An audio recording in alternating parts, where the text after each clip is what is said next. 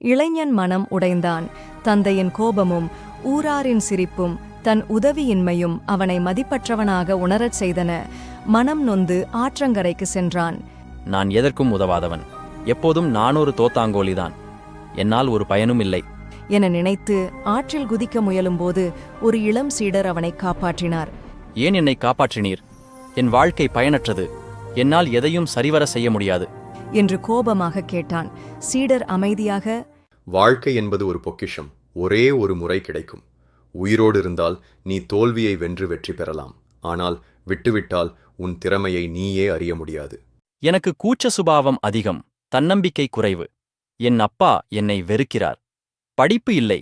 எல்லோரும் என்னை முட்டாள் என்கிறார்கள். நான் வாழத் தகுதியானவனா என்று சோகமாக கேட்டான். அதற்கு அந்த சீடர் புன்னகைத்து, இந்த கேள்விக்கு என் குரு உனக்கு பதில் சொல்வார். என்னோட வா. முதலில் மறுத்த இளைஞன் பின்னர் ஒப்புக்கொண்டு ஒரு மடத்திற்குச் சென்றான். அங்கு பெரிய மரத்தின் கீழ் ஒரு ஞானி தியானத்தில் இருந்தார். இளைஞனும் சீடரும் வணங்கினர். ஞானியை பார்த்து இளைஞன் கண்ணீர் விட்டான். ஏன் அழுகிறாய் மகனே என்று ஞானி மென்மையாக கேட்டார். நீங்களே என் கடைசி நம்பிக்கை. உங்களால் உதவ முடியாவிட்டால் நான் வாழ மாட்டேன். இளைஞனிடம் அவனது பிரச்சனைகளை சொல்லச் சொன்னார்.